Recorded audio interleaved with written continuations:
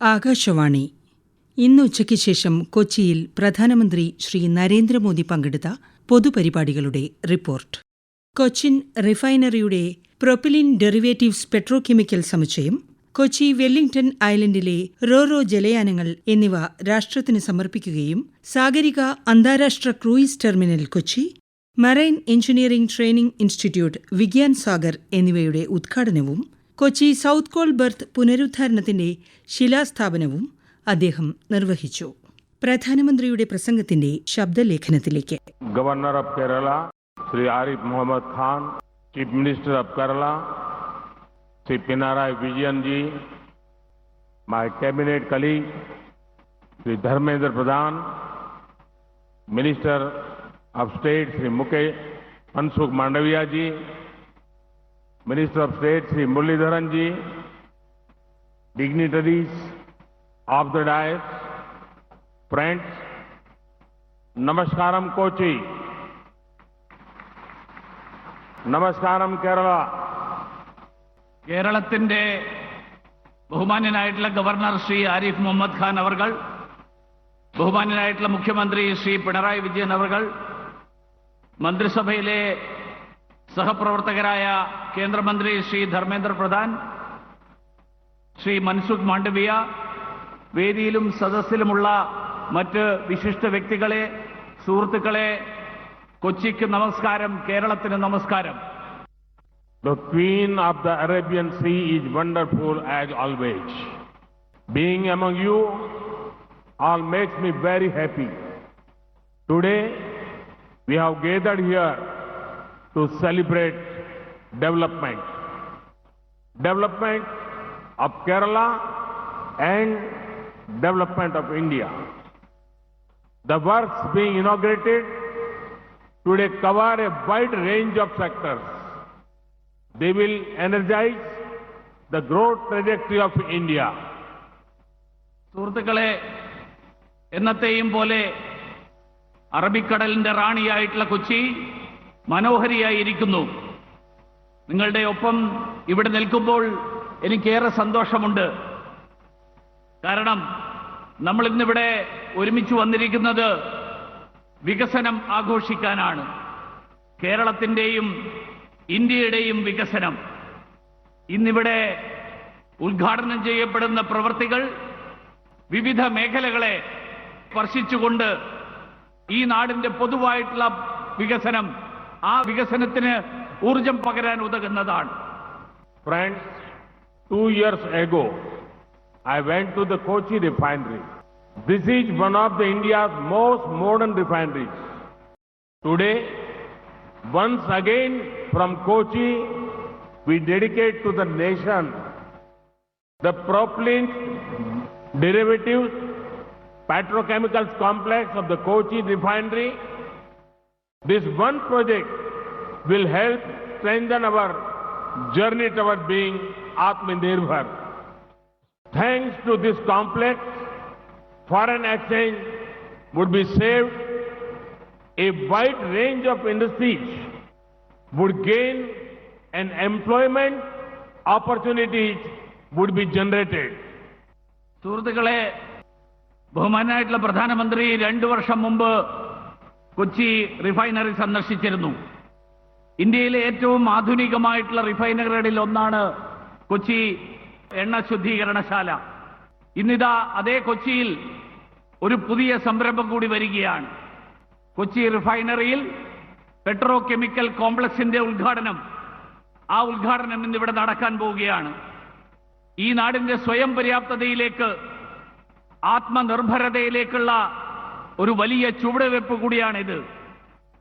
ഇത് തീർച്ചയായിട്ടും വിദേശ നാണ്യം മിച്ചം വെക്കാൻ നമ്മളെ സഹായിക്കും.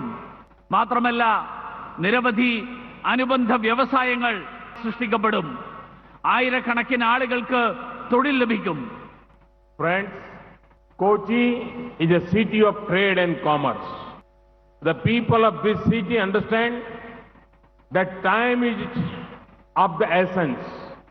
They also appreciate the importance of proper connectivity. That is why dedicated of Ro-Ro vessels to the nation is special. A distance of almost 30 kilometers on road become 3.5 kilometers through waterways. This means convenience up, commerce up, capacity building up, congestion down, pollution down, transport cost down. സുഹൃത്തുക്കളെ, നൂറ്റാണ്ടുകൾക്ക് മുൻപ് തന്നെ ഈ പ്രദേശത്തെ ഏറ്റവും പ്രമുഖമായിട്ടുള്ള വ്യാപാര വാണിജ്യ വിനിമയ കേന്ദ്രമാണ് കൊച്ചി. കൊച്ചിയിലെ ആളുകൾ സമയത്തിന്റെ വിലയറിയുന്ന ആളുകളാണ്. അതുകൊണ്ട് തന്നെ പരസ്പരം ബന്ധപ്പെട്ട് പ്രവർത്തിക്കുന്നതിന് ഏറ്റവും പ്രാധാന്യം നൽകുന്നവരാണ്. അങ്ങനെയുള്ള ഒരു സാഹചര്യത്തിലാണ് ഇന്നിവിടെ ഉദ്ഘാടനം ചെയ്യപ്പെട്ടിട്ടുള്ള ഈ റോറോ കണ്ടെയ്നർ സർവീസ് അത് പ്രാധാന്യമർഹിക്കുന്നത്.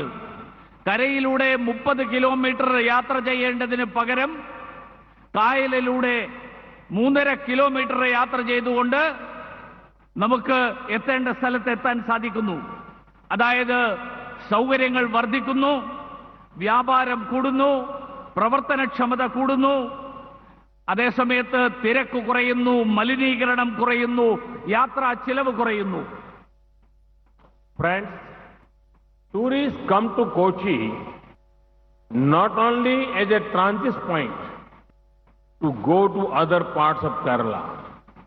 The culture, food, beaches, marketplaces, historical places, and spiritual places here are widely known. The government of India is undertaking many efforts to improve tourism-related infrastructure here. The inauguration of Sagarika, the international cruise terminal in Kochi, is one example of this. Sagarika cruise terminal brings both comfort and convenience for tourists. It will cater to over 1 lakh cruise guests. സുഹൃത്തുക്കളെ, വിനോദസഞ്ചാരികൾ കൊച്ചിയിലേക്ക് വരുന്നത് ഒരു ഇടത്താവളം മാത്രമായിട്ടല്ല. പ്രസിദ്ധമായിട്ടുള്ള കൊച്ചിയിലെ കടൽ തീരം, ആരാധനാലയങ്ങൾ, ചരിത്ര പ്രാധാന്യമുള്ള സ്ഥലങ്ങൾ, കച്ചവട കേന്ദ്രങ്ങൾ, മാത്രമല്ല കേരളത്തിന്റെ സവിശേഷമായിട്ടുള്ള ആഹാരം, അതുമാത്രമല്ല ഇവിടെ വിനോദസഞ്ചാരവുമായിട്ട് ബന്ധപ്പെട്ടിട്ടുള്ള എല്ലാ മേഖലകളിലും വികസനം കൊണ്ടുവരാൻ വേണ്ടിയിട്ടുള്ള പ്രയത്നത്തിലാണ് കേന്ദ്ര സർക്കാർ. കൊച്ചിയിൽ ഇന്ന് ഇപ്പോൾ ഉദ്ഘാടനം ചെയ്തിട്ടുള്ള സാഗരിക രാജ്യാന്തര തലത്തിലുള്ള ക്രൂയിസ് ടെർമിനൽ അതിന്റെ ഏറ്റവും പുതിയ ഉദാഹരണമാണ്. വിനോദസഞ്ചാരികൾക്ക് സുഖകരവും സൗകര്യപ്രദവുമായിട്ടുള്ള സന്ദർശനത്തിന് സാഗരിക സഹായകരമാകും. ഒരു വർഷം 1 ലക്ഷത്തിലേറെ വിനോദസഞ്ചാരികൾക്ക് സൗകര്യമൊരുക്കാൻ സാഗരിക ടെർമിനൽ സഹായിക്കും. Friends, I have been seeing something in the last few months. A lot of people are writing to me and even sharing pictures on social media about their travels locally. Since the global pandemic has affected international travel, people are going to nearby places. This is a great opportunity for us. On one hand, this means added livelihood to those in the local tourism industry. On the other hand, it makes the connect between our youth and our culture stronger. കഴിഞ്ഞ കുറച്ചു കാലമായിട്ട് എൻ്റെ ശ്രദ്ധയിൽപ്പെട്ടിട്ടുള്ള ഒരു കാര്യം ഞാൻ നിങ്ങളോട് പങ്കുവെക്കാൻ ആഗ്രഹിക്കുകയാണ്. നമ്മുടെ രാജ്യത്തെ പ്രാദേശികമായിട്ടുള്ള വിനോദസഞ്ചാര കേന്ദ്രങ്ങളെപ്പറ്റി പലരും എഴുതുകയും സാമൂഹ്യ മാധ്യമങ്ങളിൽ ചിത്രങ്ങൾ പങ്കുവെക്കുകയും ഒക്കെ ചെയ്യാറുണ്ട്. കോവിഡ് മഹാമാരി കാരണം വിദേശങ്ങളിൽ പോകാൻ സാധിക്കാത്തതുകൊണ്ട് പലരും നമ്മുടെ നാട്ടിൽ തന്നെയുള്ള അടുത്ത പ്രദേശങ്ങൾ സന്ദർശിക്കാൻ താൽപ്പര്യപ്പെടുകയാണ്. ഇതൊരു വലിയ അവസരമായിട്ട് നമ്മൾ കാണണം. ഒരു വശത്ത് ഇത് പ്രാദേശികമായിട്ടുള്ള വിനോദസഞ്ചാര കേന്ദ്രങ്ങൾ ആ പ്രദേശങ്ങളിലെ ജനങ്ങൾക്ക് സാമ്പത്തിക നേട്ടമുണ്ടാക്കും. മറുവശത്ത് നമ്മുടെ ചെറുപ്പക്കാരും അതോടൊപ്പം നമ്മുടെ സംസ്കാരവും തമ്മിലുള്ള ബന്ധം, ആ ബന്ധം സുദൃഢമാക്കാനും ഇത് സഹായിക്കും. There is so much to see, learn and discover. I urge our young startup friends to think about innovative tourism related products. I also urge you all to use this time and travel to as many as nearby areas as possible. You would be happy to know that the tourism sector in India has been growing well in the last 5 years. In the World Tourism Index, ranking of India moved from 65th to 34th position. But there is a lot more to be done, and I'm confident we will improve even more. നമുക്ക് ചുറ്റും ഒരുപാട് കാര്യങ്ങൾ കാണാനും അറിയാനും ഒക്കെയുണ്ട്. എനിക്ക് സംരംഭകത്വന്റെ മേഖലയിൽ പ്രവർത്തിക്കുന്ന ചെറുപ്പക്കാരായിട്ടുള്ള സുഹൃത്തുക്കളോട് ഒരു അഭ്യർത്ഥനയുണ്ട്. നിങ്ങൾ വിനോദസഞ്ചാരവുമായിട്ട് ബന്ധപ്പെട്ടിട്ടുള്ള പുതിയ സംരംഭങ്ങൾ വിഭാവനം ചെയ്യൂ. നിങ്ങൾക്ക് ചുറ്റുമുള്ള പ്രദേശങ്ങൾ സന്ദർശിക്കൂ. അവിടെയുള്ള വികസന സാധ്യതകൾ കണ്ടെത്തൂ.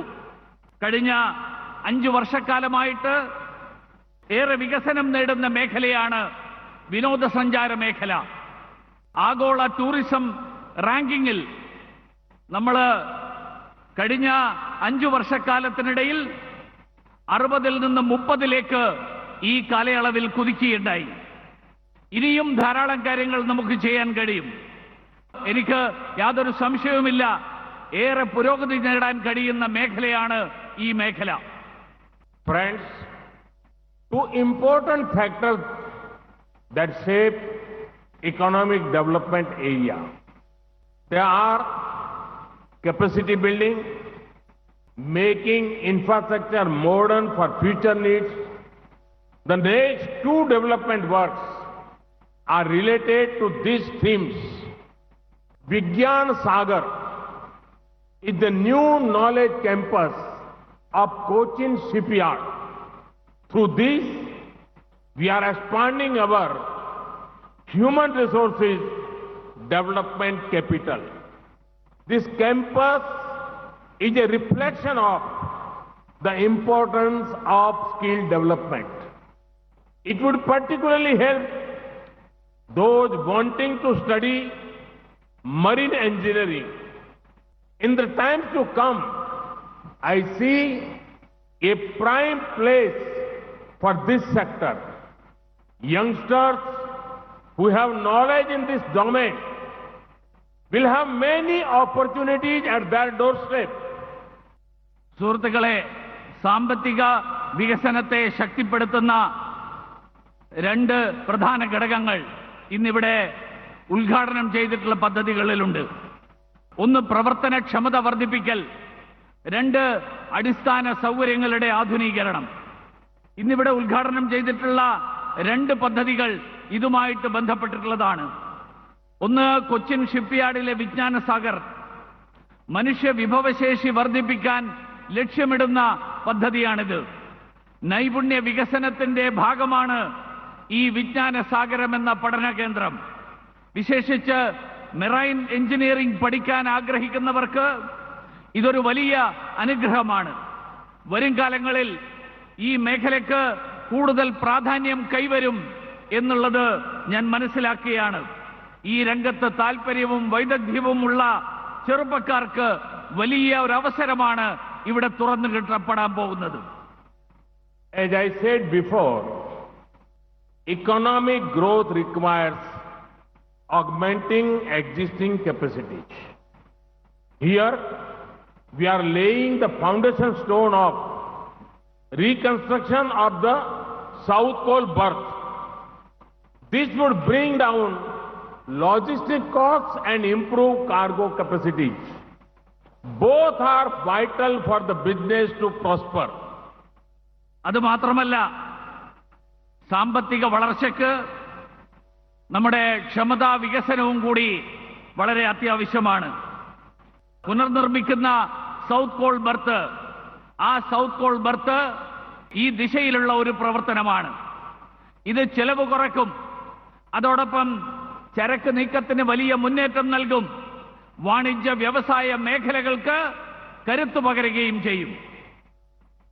Friends, today the definition and scope of infrastructure has changed. It is beyond only good roads, development work, and connectivity between a few urban centers. We are looking at high quality, quantity, and top quality infrastructure for the coming generations. Through the National Infrastructure Pipeline, rupees 110 lakh crore is being invested for infra creation.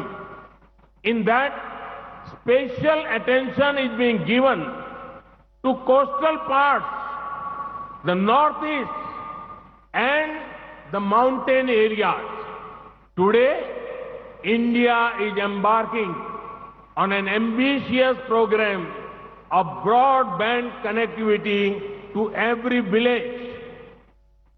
സുഹൃത്തുക്കളെ, ഇന്ന് അടിസ്ഥാന സൗകര്യം എന്ന സങ്കല്പം തന്നെ മാറിമറിഞ്ഞിരിക്കുകയാണ്. അത് ഏതാനും പട്ടണങ്ങളെ മാത്രം ബന്ധിപ്പിച്ചുകൊണ്ടുള്ള ഗതാഗതവും നിർമ്മാണ പ്രവർത്തനങ്ങളും വാർത്താവിനിമയവും മാത്രമല്ല, അതിനു പകരം എണ്ണത്തിലും ഗുണത്തിലും ഉയർന്ന നിലവാരമുള്ള അടിസ്ഥാന സൗകര്യങ്ങൾ വരും തലമുറക്ക് നൽകാനുള്ള ശ്രമം കൂടിയാണ് നമ്മൾ നടത്തിക്കൊണ്ടിരിക്കുന്നത്. 110 ലക്ഷം കോടി രൂപയുടെ നാഷണൽ ഇൻഫ്രാസ്ട്രക്ചർ പൈപ്പ് ലൈൻ പദ്ധതി അതിനു വേണ്ടിയിട്ട് വിഭാവനം ചെയ്തിട്ടുള്ളതാണ്. അതിലൂടെ തീരപ്രദേശങ്ങളിൽ മാത്രമല്ല, മറ്റ് മലമ്പ്രദേശങ്ങളിലും അതോടൊപ്പം വടക്ക് കിഴക്കൻ സംസ്ഥാനങ്ങളിലുമൊക്കെ അത്യാധുനിക സൗകര്യങ്ങൾ, ആ സൗകര്യങ്ങൾ ലഭ്യമാക്കാനുള്ള പ്രവർത്തനമാണ് നടക്കുന്നത്. ഇന്ന് ഭാരതം ഒരു വലിയ സ്വപ്നത്തിലേക്ക് കാലെടുത്ത് വെച്ച് കഴിഞ്ഞു, ബ്രോഡ്ബാൻഡ് കണക്ടിവിറ്റി എന്നുള്ള സ്വപ്നത്തിലേക്ക്. Likewise, India is devoting topmost importance to developing our blue economy. Our vision and work in this sector includes more ports, improving infrastructure in current ports, offshore energy, sustainable coastal development, coastal connectivity. സമുദ്ര വിഭവങ്ങളെ ക്രിയാത്മകമായി ഉപയോഗിക്കുന്ന സമുദ്ര സമ്പദ് വ്യവസ്ഥ, അതാണ് ഇന്ത്യയുടെ ലക്ഷ്യം. ആത്മനിർഭര ഭാരതത്തിലേക്കുള്ള കുതിപ്പിനെ ഇത് വേഗത്തിലാക്കും. സമുദ്ര സമ്പദ് വ്യവസ്ഥയുടെ ഭാഗമാണ് തുറമുഖ വികസനം, അതോടൊപ്പം തീരദേശങ്ങളെ ബന്ധപ്പെടുത്തൽ. The Pradhan Mantri Matsya Sampada Yojana is a one-of-its-kind scheme. The scheme caters to diverse requirements of fishermen community. It has provisions for ensuring more credit. Fishermen have been linked with Kisan credit cards. Similarly, work is underway to make India a hub for seafood exports. I am happy that seaweed farming is gaining popularity. I would call upon researchers and innovators to share their ideas on making the fisheries sector more vibrant. This would be a great tribute to our hard-working fishermen. പ്രധാനമന്ത്രി മത്സ്യസമ്പദ പദ്ധതി, ആ പദ്ധതിയും ഇതിന്റെ സവിശേഷ ഭാഗമാണ്. തീരപ്രദേശങ്ങളിലെ മത്സ്യപ്രവർത്തകരായിട്ടുള്ള ആളുകൾക്ക് അവരുടെ ആവശ്യങ്ങൾ നിറവേറ്റാൻ ഇതേറെ പ്രയോജനം ചെയ്യും. അതുവഴി കൃഷിക്കാർക്ക് ലഭിക്കുന്നത് പോലെ മത്സ്യപ്രവർത്തകർക്കും ക്രെഡിറ്റ് സംവിധാനം, വായ്പാ സംവിധാനം ഉറപ്പാക്കും. അവർക്കും കിസാൻ ക്രെഡിറ്റ് കാർഡ് ലഭ്യമാകുന്ന സാഹചര്യമുണ്ടാകും. കടലിൽ നിന്നുള്ള ഭക്ഷ്യവിഭവങ്ങൾ, ആ വിഭവങ്ങളുടെ പ്രധാന കേന്ദ്രമായിട്ട് ഇന്ത്യയെ വളർത്തിയെടുക്കാനുള്ള ശ്രമമാണ് ഇന്ന് നടന്നുകൊണ്ടിരിക്കുന്നത്. സീവീഡ് ഫാമിംഗ് അഥവാ കടൽ പച്ച കൃഷി, ആ കടൽ പച്ച കൃഷിക്ക് അതിന് ജനപ്രിയത ഏറി വരുന്നു എന്നുള്ളത് സന്തോഷകരമായിട്ടുള്ള കാര്യമാണ്.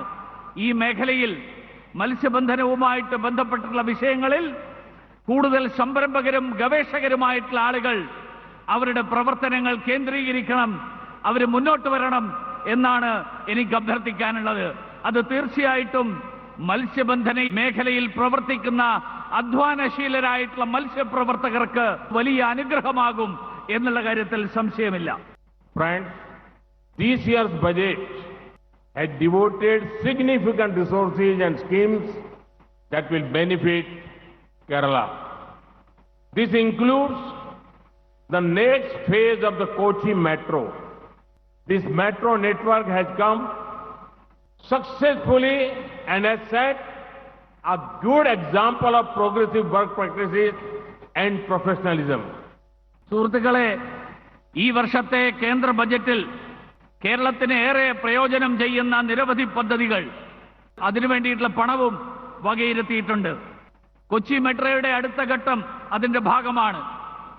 മെട്രോ ഗതാഗത സംവിധാനത്തിന്റെ ഒന്നാം ഘട്ടത്തിന്റെ വിജയം, ആ വിജയം നമ്മുടെ കഴിവിന്റെയും കാര്യപ്രാപ്തിയുടെയും ഉത്തമമായിട്ടുള്ള ഉദാഹരണമാണ്.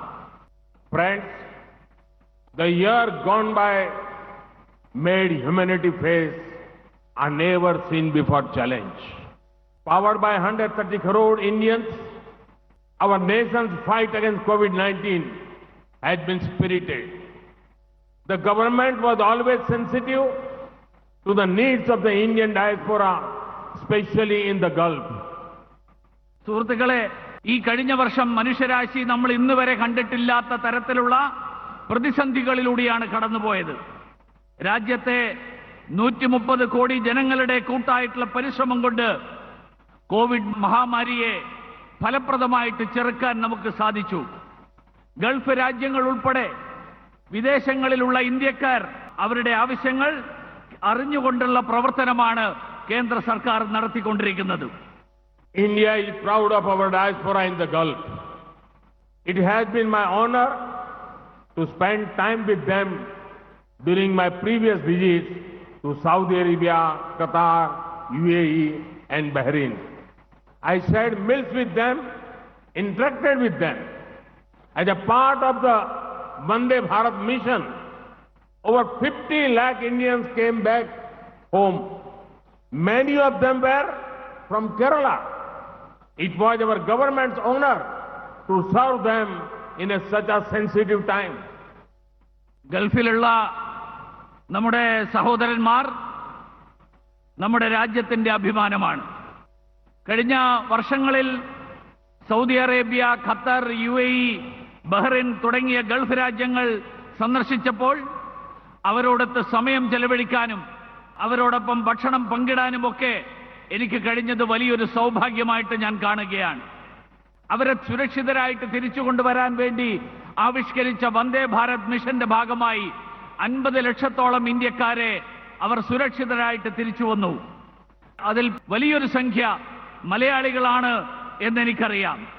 അവർക്ക് വേണ്ടിയിട്ട് വേണ്ട രീതിയിൽ പ്രവർത്തിക്കാൻ കഴിഞ്ഞു എന്നുള്ളത് വലിയൊരു ഭാഗ്യമായിട്ട് ഞാൻ കരുതുകയാണ്. In the last few years, the government of various Gulf nations have also kindly released many Indians who were sadly in prisons there. The government will always speak up for such people.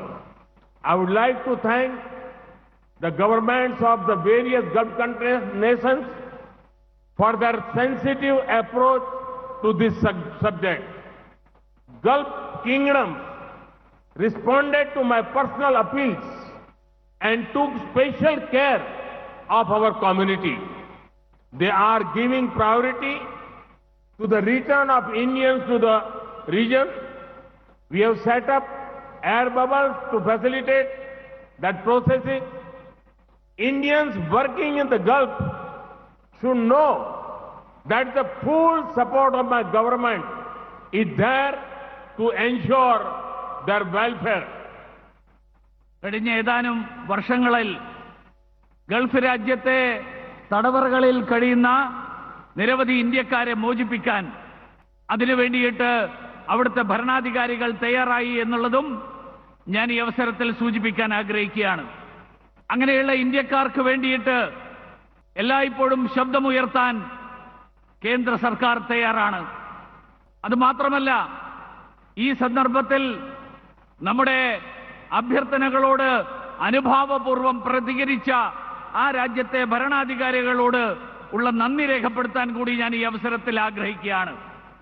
വളരെ താല്പര്യത്തോടുകൂടിയാണ് കേന്ദ്ര സർക്കാരിന്റെ അഭ്യർത്ഥനകളോട് അവർ പ്രതികരിച്ചത്. അതുമാത്രമല്ല, ഇന്ത്യക്കാരെ തിരിച്ചു കൊണ്ടുവരുന്നതിന് അതിന് മുൻഗണന നൽകാനും അവർ തയ്യാറായി. മാത്രമല്ല, അതിനു വേണ്ടിയിട്ട് നമ്മൾ എയർ ബബിൾ എന്നുള്ള നിലയിൽ വിവിധ രാജ്യങ്ങളെ ഇന്ത്യയുമായിട്ട് ബന്ധപ്പെടുത്താനുള്ള സംവിധാനവും നമ്മൾ ഏർപ്പെടുത്തി. ഗൾഫിലുള്ള ഇന്ത്യക്കാരോട് ഒരു കാര്യം സൂചിപ്പിക്കാൻ ആഗ്രഹിക്കുകയാണ്. നിങ്ങൾക്ക് നിങ്ങളുടെ ക്ഷേമം ഉറപ്പുവരുത്തുന്നതിൽ കേന്ദ്ര സർക്കാരിന്റെ സമ്പൂർണ്ണമായിട്ടുള്ള പിന്തുണ, പങ്കാളിത്തം ഉണ്ടാകും എന്ന് ഞാൻ ഈ അവസരത്തിൽ ഓർമ്മിപ്പിക്കാൻ ആഗ്രഹിക്കുകയാണ്. Friends, we are at a historic point today. Our actions today will shape our growth trajectory in the years to come. India has the ability to rise to the occasion and contribute to global good. Our people have shown that with the right opportunity, they can do wonders. Let us keep working to create those opportunities. Together, we will build an Atmanirbhar Bharat. Once again, I congratulate the people of Kerala for the development work they have been inaugurated today. Thank you. Thank you very much. Orairam Nanni. സുഹൃത്തുക്കളെ, നമ്മളിന്ന് ഒരു ചരിത്ര മുഹൂർത്തത്തിലാണ് നിൽക്കുന്നത്. ഇന്ന് ഉദ്ഘാടനം ചെയ്യപ്പെട്ടിട്ടുള്ള പദ്ധതികൾ, ഈ പദ്ധതികൾ ഒരു വികസന കുതിപ്പിന് വേണ്ടിയിട്ട് രാജ്യത്തെ, ഈ നാടിനെ സ്വയം പര്യാപ്തമാക്കുന്ന, പ്രയോജനപ്പെടുന്ന കാര്യങ്ങളാണ്. ഇന്ത്യക്ക് ഈ അവസരത്തിനനുസരിച്ച് ഉയർന്നുകൊണ്ട് ലോകം മുഴുവൻ നന്മ പകരാൻ അതിനുള്ള കഴിവുള്ള രാജ്യമാണ്. നമ്മുടെ ജനങ്ങൾ ആ അവസരങ്ങളെ വേണ്ട തരത്തിൽ പ്രയോജനപ്പെടുത്തിക്കൊണ്ട് അത്ഭുതങ്ങൾ സൃഷ്ടിക്കാൻ കഴിവുള്ളവരാണ് എന്ന് തെളിയിച്ചിരിക്കുകയാണ്. അതിനു വേണ്ടിയിട്ടുള്ള പുതിയ നിരവധി അവസരങ്ങൾ സൃഷ്ടിക്കാനായിട്ട് നമുക്ക് പ്രവർത്തിക്കാം. നമുക്ക് ഒരുമിച്ച് ഒരു ആത്മനിർഭര ഭാരതം, സ്വയം പര്യാപ്ത ഭാരതം, ആ സ്വയം പര്യാപ്ത ഭാരതം കെട്ടിപ്പടുക്കാൻ നമുക്ക് ഒരുമിച്ച് പ്രവർത്തിക്കാം. കേരളത്തിലെ ജനങ്ങൾ കഠിനാധ്വാനികളായിട്ടുള്ള ഈ വികസനത്തിന്റെ ഈ കുതിപ്പിന് ശക്തി പകരുന്ന കേരളത്തിലെ മുഴുവൻ ജനങ്ങളെയും ഒരിക്കൽ കൂടി അഭിനന്ദിച്ചുകൊണ്ട് ഞാൻ അവസാനിപ്പിക്കുന്നു. എല്ലാവർക്കും നന്ദി. കേന്ദ്ര വിദേശകാര്യ പാർലമെന്ററി കാര്യ സഹമന്ത്രി ശ്രീ വി മുരളീധരനാണ് പ്രധാനമന്ത്രിയുടെ പ്രസംഗം വിവർത്തനം ചെയ്തത്. കേന്ദ്ര പെട്രോളിയം പ്രകൃതിവാതക ഉരുക്ക് വകുപ്പ് മന്ത്രി ശ്രീ ധർമ്മേന്ദ്ര പ്രധാനാണ് ചടങ്ങിലേക്ക് സ്വാഗതം ചെയ്തത്. Honorable Prime Minister of India Shri Narendra Modi ji, respected Governor of Kerala Shri Arif Mohammed Khan Sahab, respected Chief Minister of Kerala Shri Pinarayi Vijayan ji, my colleagues Shri V Muralidharan ji, Shri Mansukh Bhai Mandviya ji, senior officials of central and state government, PSUs and other institutions, friends from the media fraternity, ladies and gentlemen, namaskaram. It is a great pleasure to be Kochi, which is rightly called the Queen of RVNC, the financial capital of Kerala. Kerala, God's own country. Today, we are all witness to this momentous and proud occasion when Honorable Prime Minister Shri Narendra Modi ji is here with us in Kochi to dedicate various shipping and oil industry projects to the nation. The total size of investment in this project is around 6,000 crore. These projects will add crucial momentum to the growth trajectory of Kerala and help drive the faster development of the state's economy. During the last 6 years, oil and gas industry has invested around 25,000 crores in the state of Kerala in various petroleum infrastructure projects, including oil refining, petrochemicals, gas pipeline infrastructure, marketing infrastructure, and city gas distribution network. Oil and gas industry is making an annual contribution of around 7,500 crores to the state government's exchequer. Last month, Honorable Prime Minister dedicated to the nation the 450-kilometer long Kochi-Mangaluru natural gas pipeline built by Gas Authority of India Limited. Today, BPCL Kochi refinery is blessed by the presence of Honorable Shri Narendra Modi ji for the second time. The last time in January 2019, Honorable Prime Minister had come here when BPCL Kochi refinery had completed its expansion and modernization and had become the largest public sector refinery in the country. And this time, we are going to see the dedication of propylene derivatives petrochemical project that has been built with an investment of 6,000 crore. I am happy to note that the acrylic acid unit in the complex is the single largest train unit in the world. The PDPP complex would produce niche petrochemicals.